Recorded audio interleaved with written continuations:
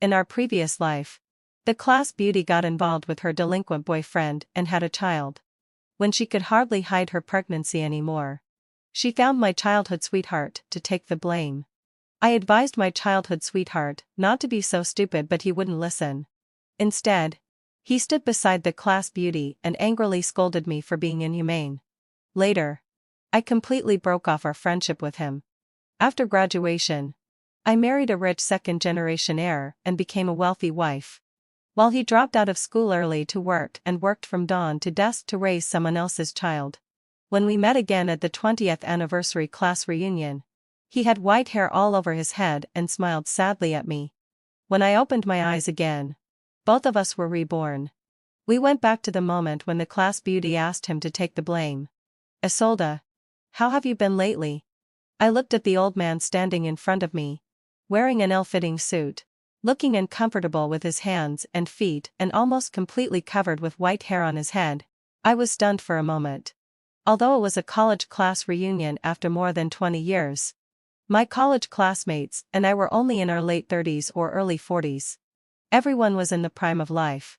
Moreover, since everyone had developed well and took good care of themselves, looking around the entire banquet hall, everyone was glowing with health, looking both young and energetic. At least everyone seemed to be more than 10 years younger than their actual age. Suddenly seeing an old man with white hair all over his head, I really hesitated for a while before nervously opening my mouth and saying, "Teacher you?" Apart from our class teacher back then, I really couldn't think of any other old person with white hair who could appear here. The man with his head lowered stiff and as if he hadn't expected me to call out the teacher's name. Obviously, he was also stunned for quite a while before coming back to his senses. His lips trembled slightly as he said in a low voice, "I'm not." I didn't hear what he said clearly and replied with a smile, "It's been a long time since I last saw you. Are you still teaching at school?" The person standing beside me lowered his head even lower and pursed his lips without saying a word. I was just feeling strange when suddenly a skinny woman popped out from the corner, grabbed his hair, and screamed shrilly, "Edgar! Well, the living expenses for this month haven't been transferred yet, but you have money to buy clothes and come to this high-end party?" Her shout instantly attracted the attention of everyone present. And I also saw the face of the man in front of me clearly. I took 2 steps back in disbelief. There was no other reason. Because the man in front of me, with his gray hair and a weathered face, was my childhood sweetheart, Edgar. In my memory, Edgar was always the one who held his head high, looked down at me, and asked with a half-smile, "You can't even solve this problem. Isolde, are you born stupid or something?" That Edgar who always easily ranked among the top 3 in exams, smiled and propped his face with his hand and said to me, "Wenxingshui University and Peking University are competing for me in the future. How about I ask them to take you along as well?" That Edgar, who had been tall and handsome since childhood, received a large number of love letters every Valentine's Day and finally just threw them to me inferiorly to fold paper airplanes. That Edgar who always seemed to be omnipotent in my memory and always stood behind me and won everything easily. Now, he was being pushed around by a woman thinner than himself. He subconsciously covered his head to avoid being hit. But the moment he met my gaze, he suddenly got angry. Edgar pushed Chen Jiaoxiao to the ground fiercely and then slapped her hard. "Are you fucking crazy? Chen Jiaoxiao. Go ask your biological mother for money." The crisp sound of the slap was very loud in the quiet banquet hall. Chen Jiaoxiao covered her face and froze on the spot, obviously not expecting Edgar to hit her. In the next second, she rushed forward with a ferocious look on her face. "Well, Edgar, how dare you hit me? I'm your daughter.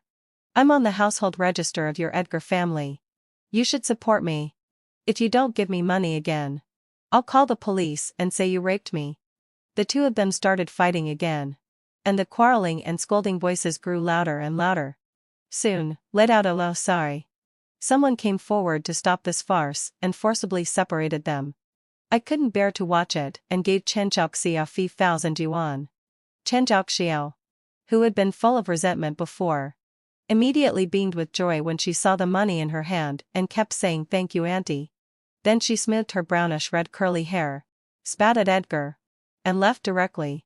Edgar slumped on the chair, his hands limply placed at his sides. His head was hanging down and remained so, unable to lift it up. I poured a glass of water for Edgar and brought it to him. But he didn't take it. "You must think I'm ridiculous," Edgar said with a wry smile and asked me in a low voice. I didn't understand what he was referring to. Whether it was his current appearance or Chen Xiao, who had just fought with him. I was silent for a long time. After putting down the glass of water for him, I said, "But wasn't all this chosen by you yourself?" Edgar's body trembled violently. And then he covered his face with his hands and burst into sobs. Yes, he couldn't blame anyone else because this was all the path Edgar had chosen for himself. All the college classmates present knew about it and had more or less advised him. But at that time, Edgar seemed to be possessed. He wouldn't listen to anyone and devoted himself wholeheartedly to Medusa. In our freshman year, Medusa transferred to our class. At that time, I was still a skinny little girl, while Medusa had already developed a curvy figure. She was already beautiful, had a good figure, and always had a gentle look when talking to people. Soon, she won the favor of most of the boys in the class. At the age of 17 or 18, it was the time when hormones were secreted most vigorously. Suddenly, there was a beautiful girl in the class. And the boys in the class were a bit restless. Only Edgar didn't change at all. When Medusa came to ask questions, he was still full of impatience. When Medusa asked a few more questions, Edgar would click his tongue in displeasure and say, "Such a simple question. Don't waste my time." Medusa was so embarrassed that her eyes were red when she left, looking aggrieved. I didn't understand the awkward thoughts of adolescent boys at that time and even spoke out to condemn him. "Why are you so fierce to her? A question that you think is simple might be difficult for her. We are all classmates. Don't be so fierce." I kept nagging in his ear, trying to make him be nicer to Medusa, completely unaware that he was staring at Medusa's back, clenching the pen in his hand tightly and not listening to me at all. Just when I wanted to continue talking to him, Edgar suddenly stood up and said dryly, "I'm going out for a while." After saying that, he ignored me and quickly rushed towards the direction where Medusa had left. They didn't come back one after another until the class bell rang. However, for some reason, Medusa's face was flushed, and Edgar's mouth was also a bit swollen and seemed to be scratched. I had always been a carefree person since childhood and didn't notice the secrets between Medusa and Edgar at all. To me, Edgar was my childhood sweetheart and a top student in college.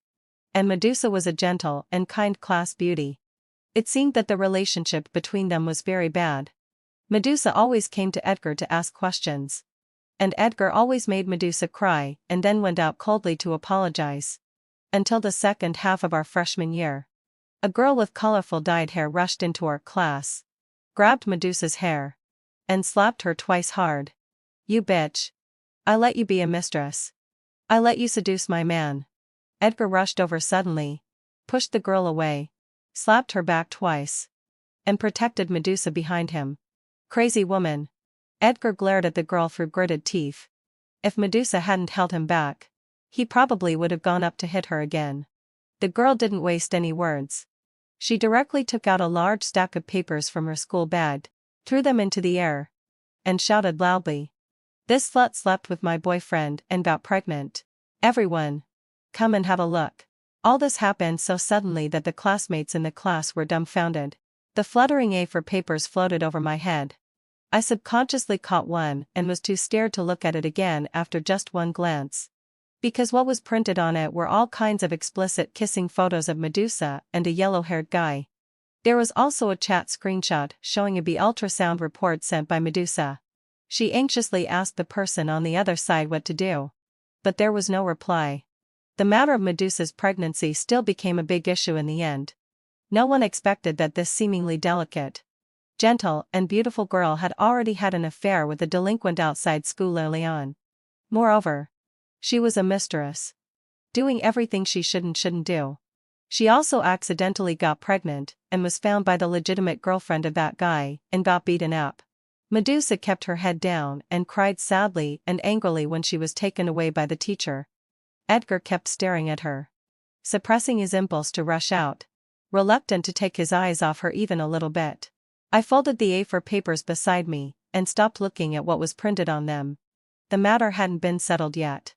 Whether Medusa was innocent or not, her private photos shouldn't be spread around like crazy. I wanted to collect all the A4 papers and destroy them uniformly.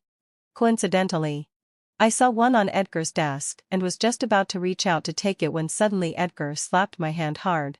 "Edgar, why did you hit me? It hurts so much." I cried out in pain and looked up to meet Edgar's red eyes. "Isolde, can't you stop being so nosy?" Edgar couldn't control his emotions and shouted at me. "You want to meddle in everything. Want to gossip about everything. Medusa is already like this. Don't you have any sympathy?" I froze on the spot and didn't react for a moment to his roar. In the next second, he threw the A4 papers on the desk, along with all the books on the desk, at me. While throwing them, he angrily shouted, "I'll let you look. I'll let you look. Look as much as you want." I was caught off guard and got hit on the head by a pile of books. Then came Edgar's pens on the desk. One of the pens even stabbed straight towards my eye. When I screamed while covering my eye, I heard classmates accusing Edgar and asking him to apologize. And he spat viciously and said, "It serves Isolde right. Who told her to be so nosy? It's so disgusting. Medusa is obviously being wronged. These are all photoshopped pictures." Isolde still insisted on looking. "She's so mean to add insult to injury." I was rushed to the hospital in an emergency. When I left, I was covering my eye and could still hear Edgar's cursing. I was too weak from the pain to reply. Through my blurred vision, I only saw Edgar's gloomy face. At that moment, I didn't understand why I had to suffer all this. I just felt as if my heart was pierced by a knife when Edgar treated me like this. I was temporarily blind in one eye for a period of time. Edgar's parents knelt down to apologize on his behalf, took on all the medical expenses, showed sincere attitudes, and even brought Edgar over to scold him severely. Our two families had been on friendly terms for many years after all, and in the end, our family chose to forgive them for this incident. However, when I went back to the classroom to continue my studies, I could only wear an eye patch and try my best to read the blackboard with my other eye. Edgar had a stern face and didn't say a word of apology to me and never spoke to me again. I remained silent and didn't talk to him either. Coincidentally, our families lived close to each other. So on that day, I saw Medusa standing at Edgar's doorstep with her slightly protruding pregnant belly. And Edgar hugged her tightly and swore word by word, "Medusa, don't be afraid. I'll help you. If he's irresponsible, then I'll be your backer. I'll support you. I'll raise the baby in your belly." Medusa was crying bitterly, burying her face in Edgar's arms and sobbing. "I only have you." Edgar hugged her tightly. Just as he was about to kiss the top of her head, he suddenly caught sight of me standing in the corner with my keys in hand. And his face changed drastically at once. I stared at them blankly and said, "You're going to support Medusa? Edgar, don't be so stupid." Both of them had just reached adulthood and didn't have any ability to earn money. How were they supposed to support themselves and two children? "Why don't you abort this unformed child?" Before I could finish my words, Edgar glared at me with bloodshot eyes and shouted, "Shut up. Isolde. Don't you have any humanity left? That's a little life." Edgar cursed angrily, with every word showing his intention to defend Medusa. I opened my mouth. At the moment when Edgar was about to continue scolding, I opened the door and rushed into my house. We had been childhood sweethearts for nearly 20 years. But I found that I still didn't understand Edgar. I couldn't even understand his way of thinking. I thought he was sick. Seriously sick. I didn't dare to go forward to persuade him anymore. After all, I only had one eye that could see clearly. After that day, Edgar simply skipped classes and went to work in a chain store to earn money to buy nutritional supplements for Medusa. Moreover, he also stole money from home and rented a rental house outside for Medusa. The two of them lived a carefree life in the rental house for a while.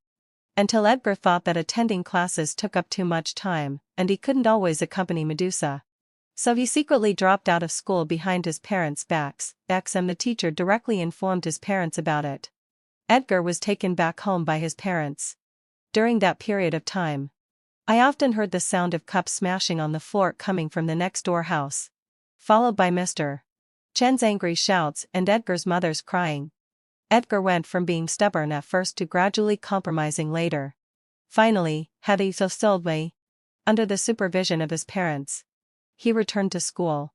Everyone thought that he was going to get back on the right track. However, unexpectedly, Edgar stole the family's bank book and ran away with Medusa, who had just given birth. While everyone else was enjoying college life to the fullest, Edgar became the father of a newly born baby. Later, Edgar went to another city and never contacted us again. After that, I graduated and got married, completely forgetting about Edgar. Unexpectedly, we met again at a class reunion 20 years later. Edgar was nearly 40 years old now, without the high spirits of the past and without his handsome appearance when he was young. At this moment, he was a skinny, weather-beaten middle-aged man. Edgar even dared not look into my eyes.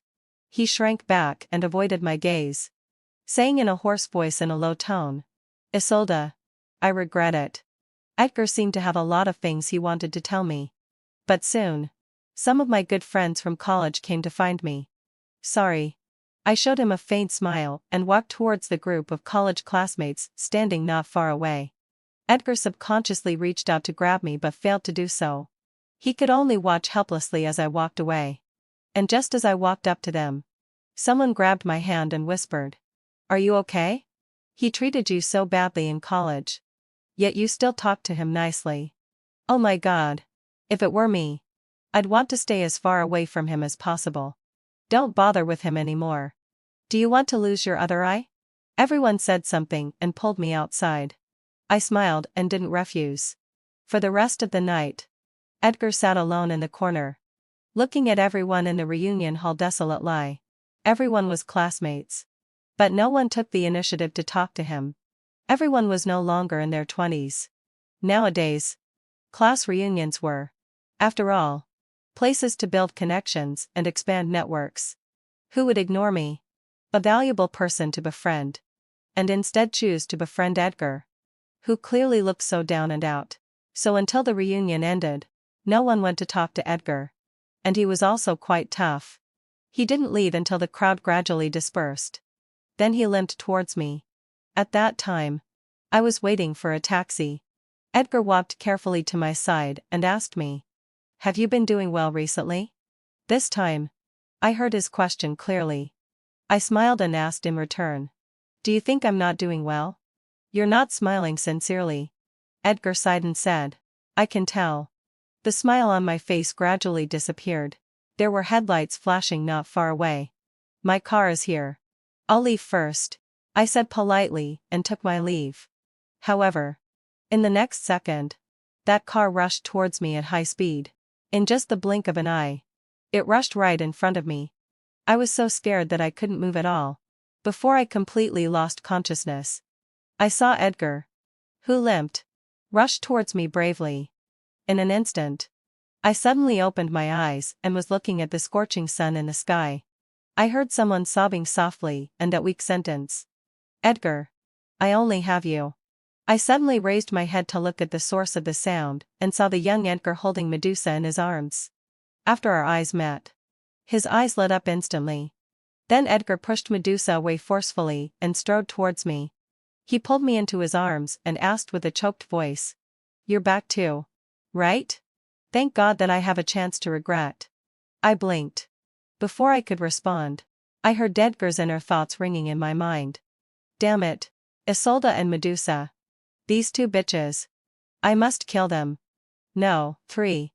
Don't think that just because you're in the room, I'll let you go." I was silent for a moment. After repeatedly confirming that I could hear Edgar's inner thoughts, I forced myself to suppress the complexity in my heart and looked up at Edgar with a normal expression. However, Edgar was trembling and stared at me fixedly and asked me, "Isolde, are you also?" I frowned at him and then pushed his hand away mercilessly, saying in a cold voice, "Chen Xiao, don't go crazy. What happens between you and Medusa has nothing to do with me." After saying that, I opened the door quickly and rushed into the house. I leaned against the door, gasping for breath. It wasn't until I stood in front of the mirror and washed my face, and then looked up at my slim and youthful self in the mirror that I felt a bit dazed. So, I and Edgar had really been reborn back to our college days. Had I really escaped from that guy's clutches? I tossed and turned and couldn't fall asleep all night. My mind was in a mess. Joy and disbelief intertwined, making me feel like I was having a beautiful dream. Until the next morning. I got up with messy hair. When I saw my parents sitting at the dining table, I finally felt a sense of reality. With red eyes, I threw myself into my mother's arms and shouted, "Mom, I miss you so much. What's wrong with you, child? What's going on this morning?"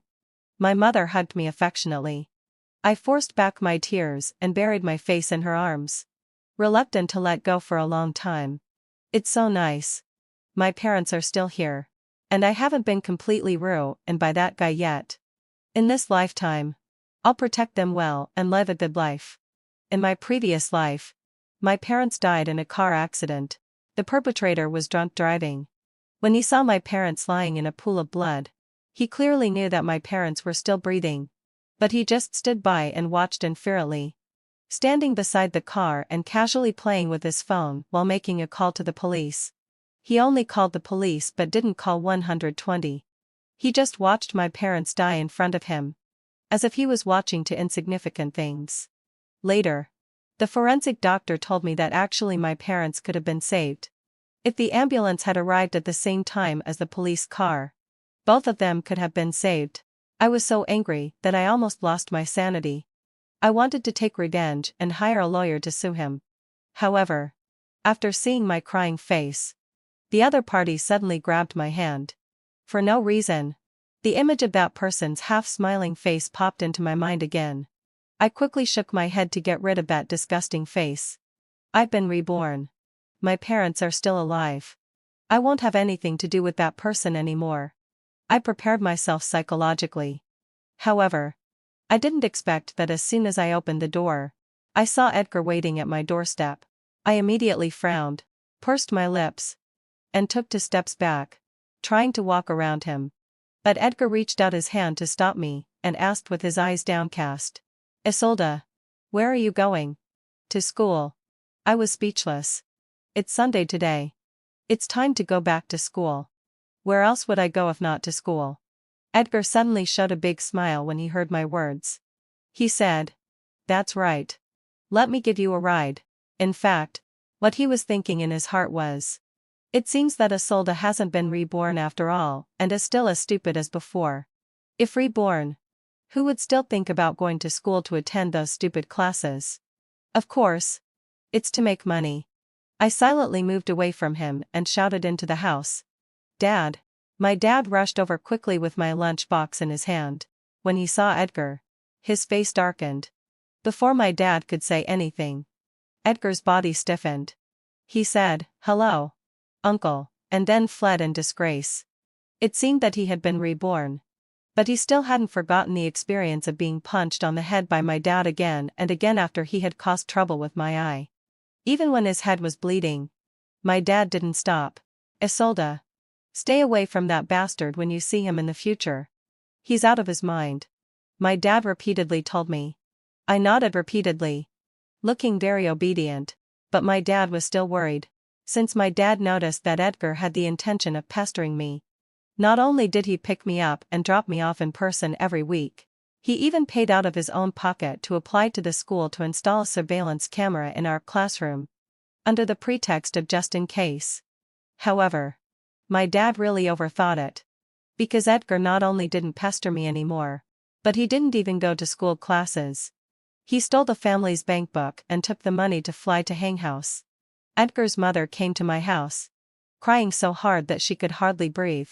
He said he would take all the money to invest in something related to Mayan. His dad didn't agree, so he secretly took the money and ran away. I think he's really gone crazy. Isolde, Edgar used to have the best relationship with you. Could you please help Auntie persuade him? Please. Auntie is begging you." Somehow, Edgar's mother was about to kneel down while talking, but was pulled back by my mother with a solemn face. "Sister, What are you talking about? Look at my daughter's eyes. There's only one good one left. Have some pity on our family. Or should I kneel down for you too? Seeing that I was about to speak, my mother gave me a look, signaling me to go back to my room. I felt a warm feeling in my heart. And for no reason. My nose felt a bit sour. It was so nice. After being reborn, my parents were still around. I wasn't that Isolde anymore who was forced to grow up after losing both parents and had to bear everything by herself.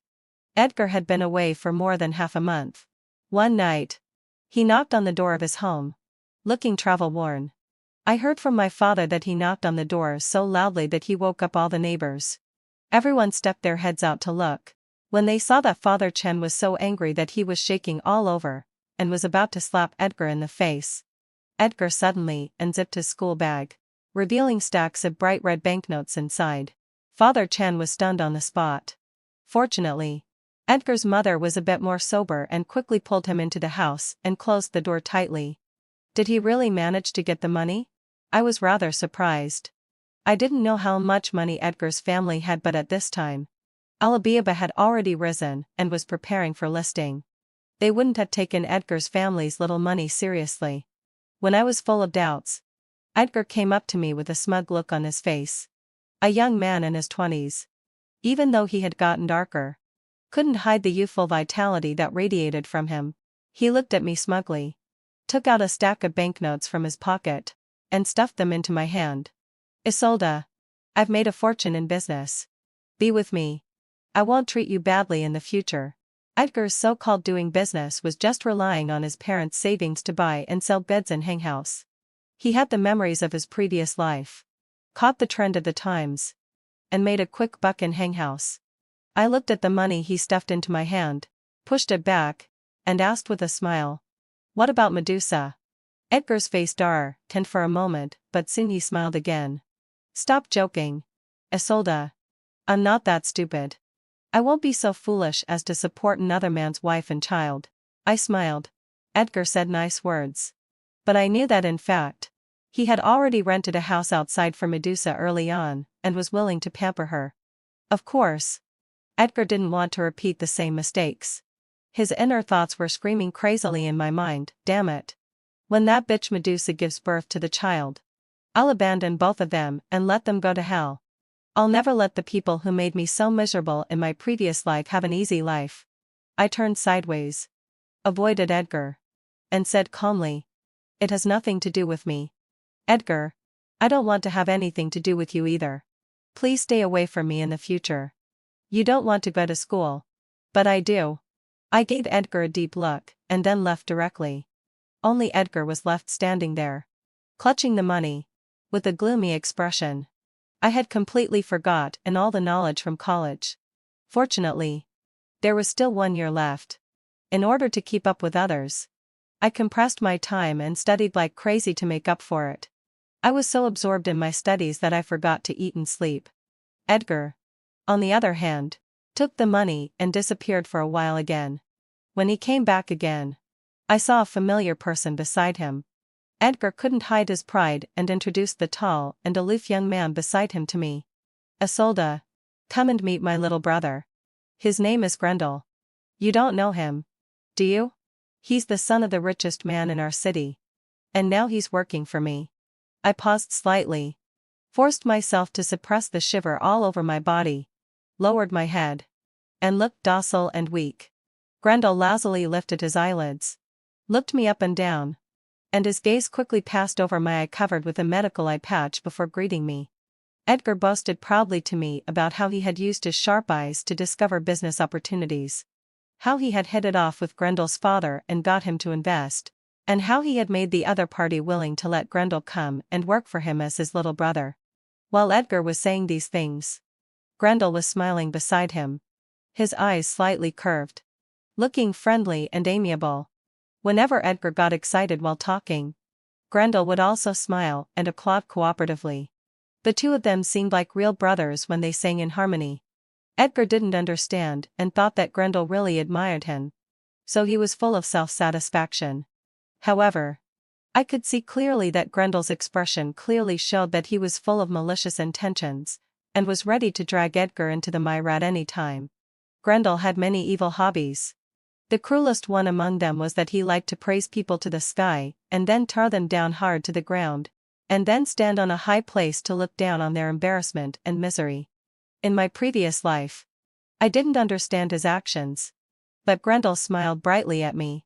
Darling, don't you think it's interesting to see the expressions on those fools' faces when they suddenly fall from the clouds to hell?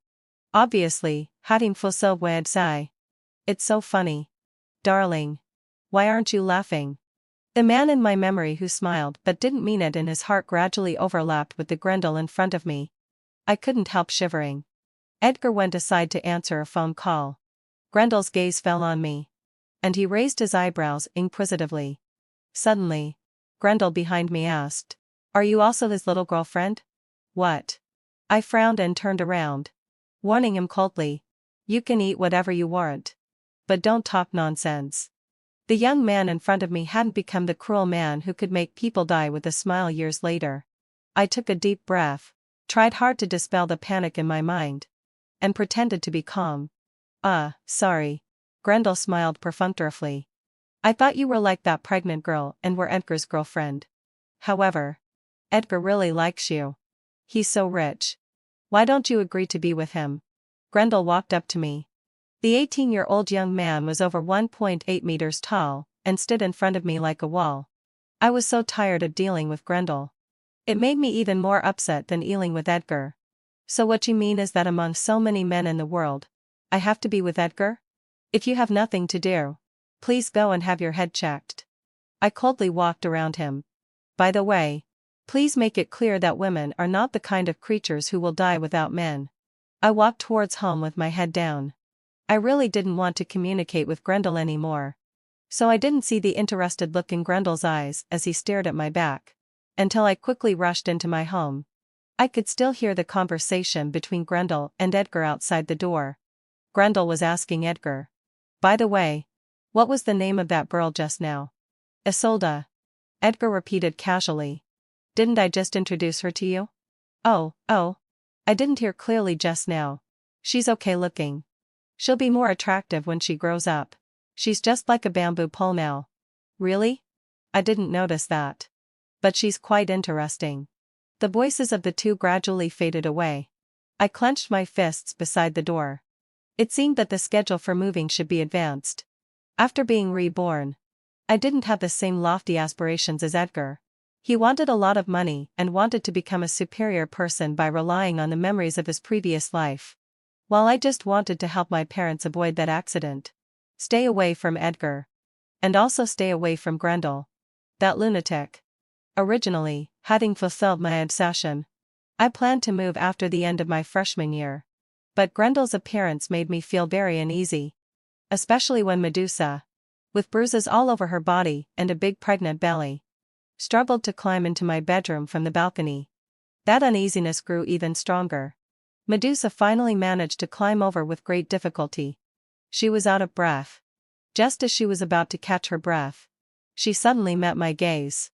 Her breath stopped for a moment.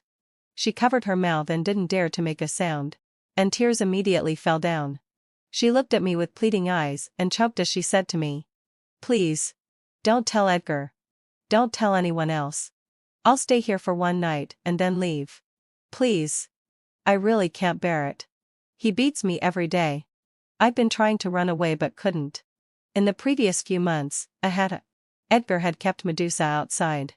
That period of time was still a relatively comfortable time for Medusa. But slowly, after her belly grew bigger and Edgar had made some money, he began to dislike her more and more. At first, he slapped her.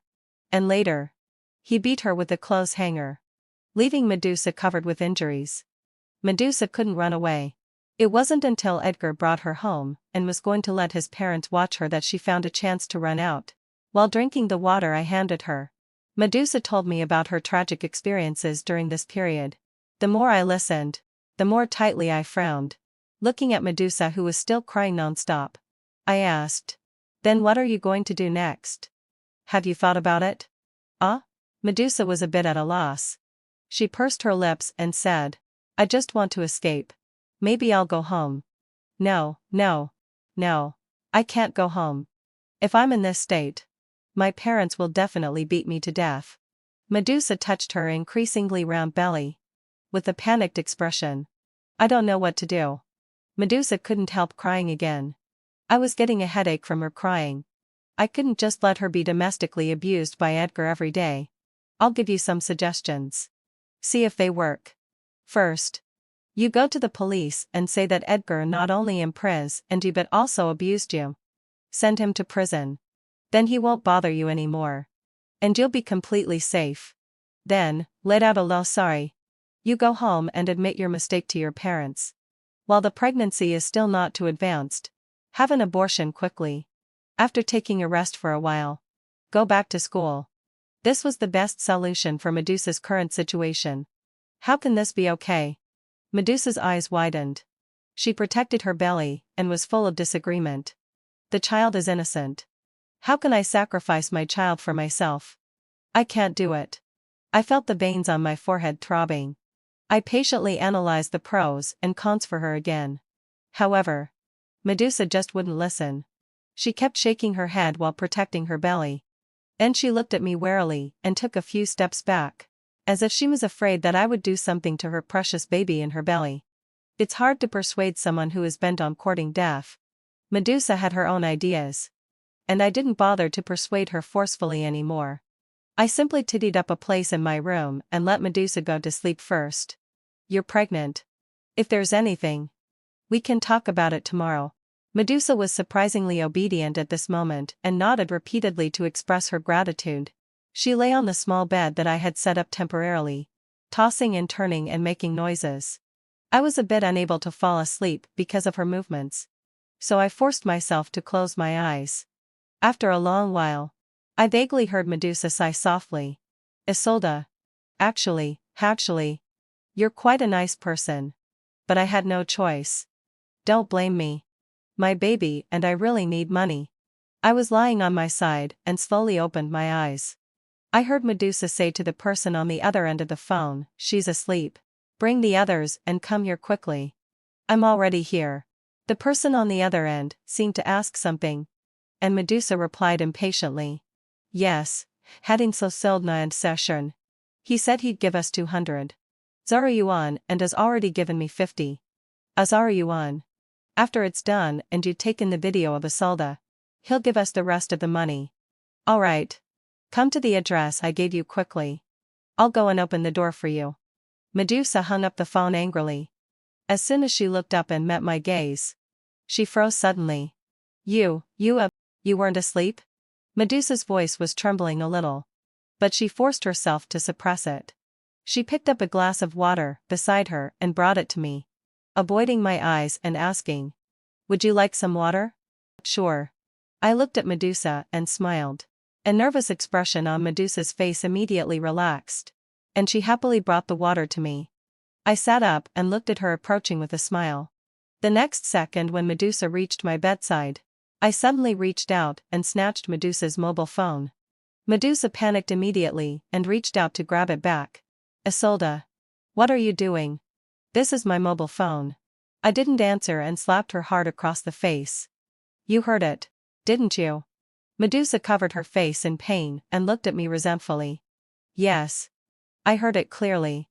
I calmly opened her mobile phone, grabbed her hair and forced her to use face recognition to unlock it. When I saw the chat records between her and another man on it, my heart grew colder and I couldn't help laughing. I took you in out of kindness. But you took Edgar's money and asked your friends to come and harm me? It's like the story of the foolish old man and the wolf. I looked at Medusa, who was still trying to grab the mobile phone, with a half smile and slapped her again. Whether in my previous life or this life, I sincerely hoped that Medusa could wake up and lead a good life. However, it seemed that whether in the previous life or this life, Medusa's choice had never changed. She had a beautiful face but no brains, was stupid and bad, and was willing to be Edgar's accomplice. I no longer had any sympathy for her. I directly pushed Medusa, who was trying to grab the mobile phone ferociously, to the ground. Medusa was terribly frightened. She covered her belly and started shouting loudly. I grabbed her hands and pulled them back, then tied her up with clothes and finally stuffed her mouth with tape. After I had done all this, my parents also heard the noise and came to find me with things in their hands. When they saw Medusa, who was pregnant with a big belly, sitting limply on the ground and tied up tightly by me, my mother was startled. "Oh my! Isolde! Why is this pregnant woman in your room? Are you okay?" I showed them Medusa's mobile phone. After seeing the words on it, my parents immediately cursed out loud. I briefly told them the whole story. The angrier my mother listened, the more furious she became. She rushed forward, grabbed Medusa's collar and started scolding her. "My daughter took you in out of kindness. But you had such dirty and evil intentions. How could you be so bad? How did your parents teach you to be a person?" My mother still restrained herself. Unlike me, Henning Fosseldmeid Sai, who had slapped her twice directly, Medusa was crying while shaking her head at my mother, looking innocent. If it were to the voice messages she sent to that blonde-haired hooligan on her mobile phone, my mother would have almost been deceived by her. "How many people are coming in total?" My father asked the key question. At this time, Medusa pretended to be deaf and mute. She just stared with her eyes wide open and cried silently, not revealing any other key information. I calmly watched her act. Then when Medusa still refused to say anything, I pointed to the surveillance camera on the balcony that was facing my bedroom and said, "This surveillance camera has recorded your every move and even your voice. None of you can escape. Now there are two paths in front of you. Either keep going down the wrong path or turn yourself in and report the others." "No, I'm pregnant." That person said I wouldn't get into trouble. Medusa blurted out a sentence that immediately put me on alert. If it was Edgar, she had always called him by his name directly. This sudden "that person" made the face of Grendel pop up in my mind. Half an hour later, Medusa's hooligan boyfriend brought 5 younger brothers to pry the lock at my doorstep. My father was so angry that he wanted to rush out with a stick to drive those bastards away. But I stopped him. I took my parents back to the bedroom, muted Medusa's mobile phone, closed the door tightly, and then dialed the police number. Those hooligans were really stupid. After failing to pry the lock for half an hour, they simply started smashing it directly. When they smashed a hole and successfully opened my door and rushed in, they were immediately surrounded by the police who arrived in time. Medusa's hooligan boyfriend was so panicked that he stabbed a police officer who came to arrest him in the abdomen with a knife. I leaned close to Medusa's ear and whispered, "Breaking into a house and assaulting a police officer. Guess if your baby will ever be able to see his father again after you give birth?" Medusa's face turned pale, and she slumped to the ground. I didn't say anything more and watched her and those hooligans being taken away in the police car. The commotion at my house tonight was really big. Many curious people were already craning their necks and looking in the direction of our house at the door. Only the Edgar family, who lived closest to us, didn't make any move. It wasn't until the next day that Edgar seemed to have just learned about this incident. He rushed over in a hurry and hugged me tightly when I was just about to go out to throw away the garbage. "Isolde, I'm so glad you're okay." In my ear was Edgar's ecstatic voice. But in my mind echoed Edgar's furious curses. "I can't believe it. They couldn't even handle such a small thing. Medusa is really useless. What a waste of the 50,000 yuan I gave her. Now that the matter has been made such a big deal, it's a bit hard for me to deal with it." I lowered my eyes and then heard Edgar continue. "I was so worried about you. Are you okay? I really don't know what that fool Medusa was thinking." "I'm fine." I pushed Edgar away and pretended to say casually, "But according to Medusa, they were instigated by someone." After I said this sentence, Edgar beside me suddenly froze, and his whole body subconsciously became flustered. "No way." Edgar's expression was subtle and looked very unnatural as he asked, seeming to want to get more information from me. "I don't know. When that hooligan was taken away, Medusa told the police that it seemed like she wanted to turn herself in." I pretended to be thinking. "It seems like she wanted to confess to get a reduced sentence." Edgar's face immediately darkened. Perhaps thinking of the consequences of being confessed, he didn't have the mood to continue acting affectionate with me. After chatting a few more words, he rushed out in a hurry. He wanted to go to Grendel to find a way out, but Grendel wouldn't help him. Although the idea was from Grendel, he didn't participate in any of the steps. I could even guess that after seeing the panicked Edgar, Grendel wouldn't help him at all. Instead, he would personally get involved to make the situation even messier and then laugh at Edgar. But Edgar didn't know any of this. And I wouldn't remind him at all. The incident of my house being broken into and robbed caused a big stir in our local area. Especially since those hooligans had knives with them and even assaulted the police. If I hadn't called the police in time, no one knew what would have happened next. Seeing that the matter was getting more and more serious, Medusa gritted her teeth and directly exposed that the person behind this incident was Edgar. Not long after Edgar ran to find Grendel, the police came to the Edgar family to look for him. The police stayed at the Edgar family for the whole afternoon but didn't see Edgar come back. It seemed that he had got the news and disappeared without a trace. As if he had vanished into thin air. Edgar's parents were put under close surveillance. For a while, the whole neighborhood knew that Edgar was related to the group of hooligans who broke into my house, which caused great panic. Even when Edgar's mother went out to buy vegetables, the familiar vegetable vendors didn't want to sell to her. However, all of this didn't have much to do with me because our family was going to move. After what happened that night, my parents immediately put my proposal to move on the agenda. My father found a new house at a very fast speed and was going to take us to move. Before leaving, when I went downstairs, I ran into Edgar's mother. Edgar's mother, who used to be plump, had lost more than 10 kilograms in a short time and looked more than 10 years older. Isolde, Edgar's mother called out to stop me. I stopped in my tracks and stood in front of this aunt who had been nice to me before. Edgar's mother seemed to have a lot of things she wanted to say. She opened her mouth several times. Her lips trembled slightly a few times. But in the end, she only left a sentence: "It's our Edgar who's sorry to you." I didn't answer and walked past her downstairs. When I reached the staircase entrance, I subconsciously looked back and saw Edgar's mother hunched over and walking carefully upstairs. Edgar's changes this year had turned their great joy into great sorrow. The two old people were worried about Edgar at home every day, while Edgar had disappeared without a trace with the money. I moved house and completely separated myself from Edgar and all these messy things. I went to school and attended classes step by step every day, waiting for the college entrance examination to come. However, I didn't expect that one day after school, I would be dragged and pulled into a car. My eyes were directly blindfolded, and my hands were tied with ropes, making me lose my ability to move. I quietly leaned on the back seat of the car, without any struggle or attempt to resist, so docile that I didn't seem like a normal person. But then a low, muffled laugh rang in my ears. The man sitting on the back seat beside me leaned over and asked me, "Why aren't you struggling?" The familiar voice and familiar smell. I was so familiar with it that I could even guess his next sentence.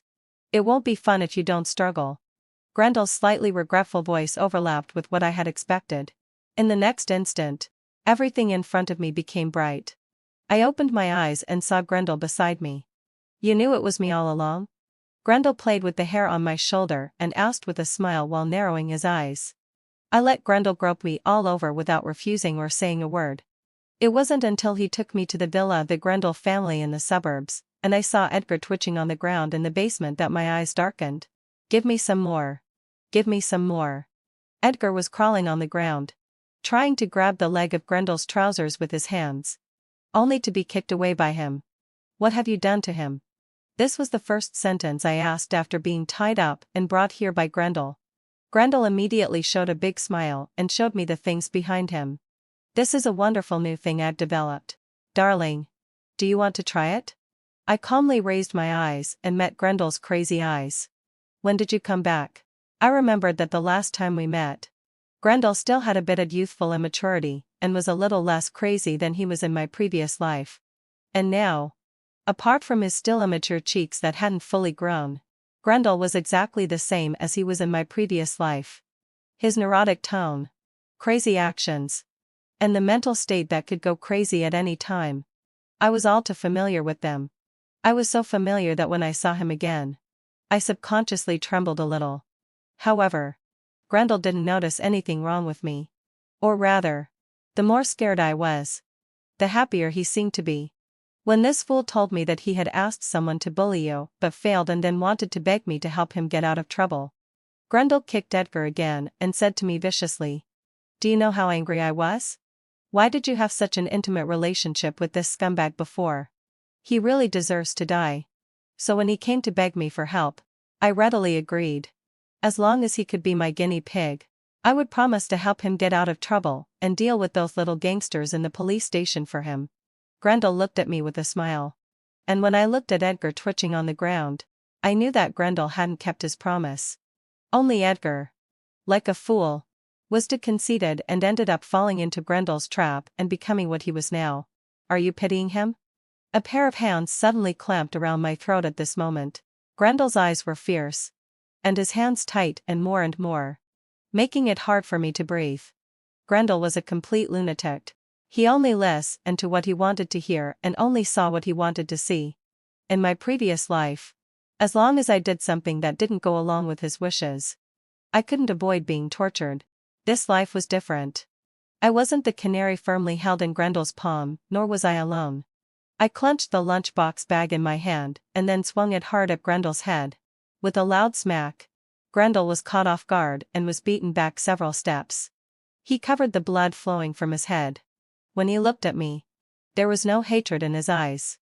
Instead, there was surprise and satisfaction. "Isolde, you're so amazing." Grendel grinned and showed me a big smile. "You're much more fun now than when you grew up. You look so small. But you're quite strong. Don't drag me into your madness." I coughed twice, caught my breath, and quickly took out the electric shock rod that I had prepared long ago from my bag. "Grendel, this isn't my previous life. I have nothing to do with you. Let me go." How could there be no relationship? Grendel walked towards me step by step, his eyes blatantly fixed on my body. "How about the idea of the rice is already cooked? Isolde, give me a child. You didn't give me a daughter in my previous life. How about giving me one in this life?" My body tensed up. I stared at Grendel's approaching steps. At the moment when Grendel was about to pounce on me, I thrust the electric shock rod directly into his abdomen. "It's useless." Grendel was twitching all over. But he didn't show any intention of falling down. Instead, he showed me a big smile. "Don't struggle. You've been mine from the very beginning. No matter how you try to escape, you can't get out of my grasp." Grendel staggered to one side and pressed the alarm.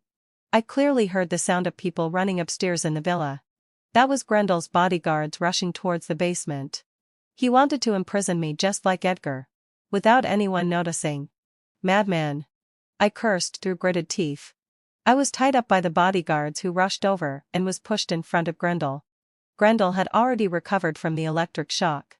He snatched the electric shock rod from my hand with a smile, turned it to the maximum power, and then stabbed it hard into my waist. Before I passed out, I only heard him say faintly, "Isolde, you've become wild. Naughty kittens need to be taught a lesson." I spat at him and then completely fell into a coma. When I opened my eyes again, all I saw was pure white.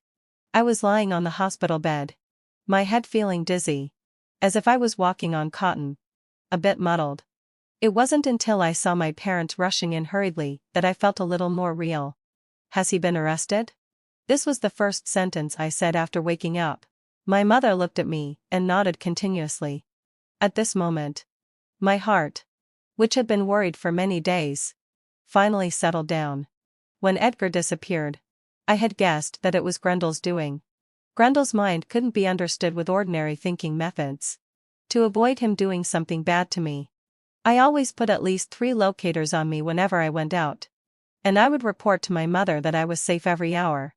I told my parents that if there was anything wrong with me, they should call the police immediately. So after Grendel took me into the car, I had been restraining myself, trying my best to stay calm and wait for rescue. Finally, hadn't fulfilled me. When Grendel was about to violate me, my parents and the police broke in and took me out. I was okay. It was just that all the money Edgar had managed to earn was gone. And he had also become addicted to drugs, completely ruining himself. Moreover, There was conclusive evidence that Edgar had instigated Medusa and others to break into houses and rob. He was directly taken away for interrogation.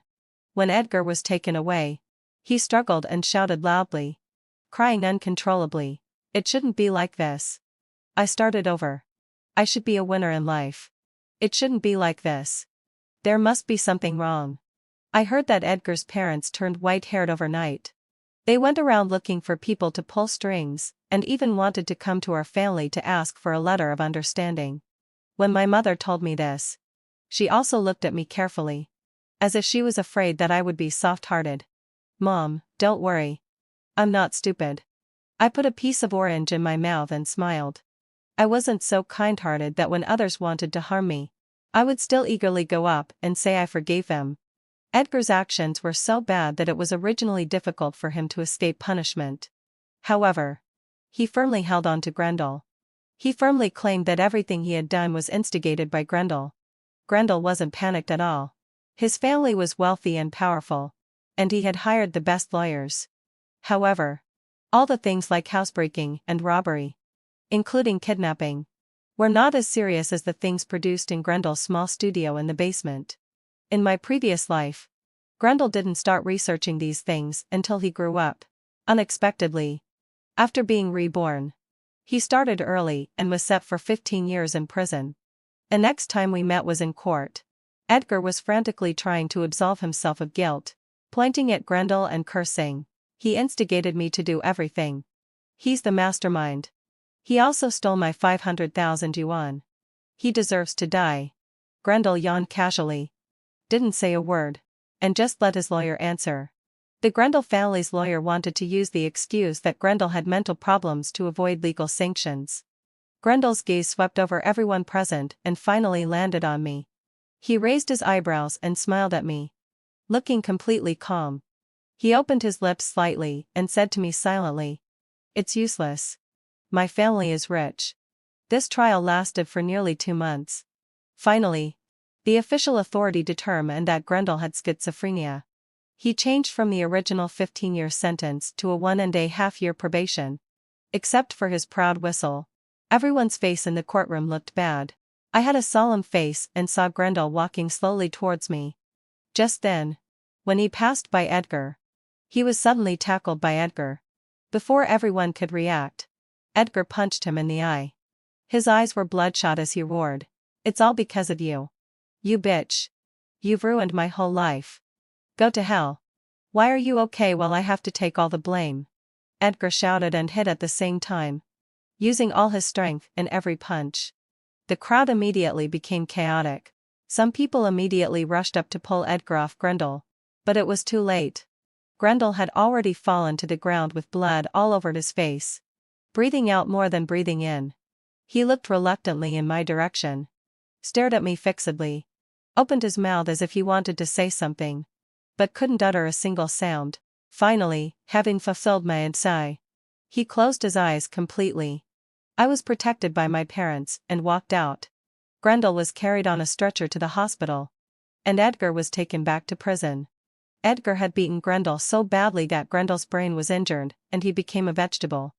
Edgar's proud expression completely disappeared after hearing his life sentence. He shouted and screamed all day long. He even tried to commit suicide several times, muttering something like, "I want to start over again. Next time, I'll definitely live a better life than this time." I heard that Edgar tried to harm the prison guards and wanted to kill them. The prison guards defended themselves and shot him. Edgar didn't die. He was saved, but he became a bit stupid.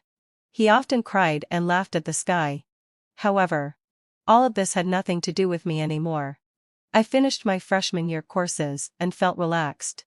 My parents asked me, "Isolde, do you want to go traveling?" "Sure." I showed a big smile.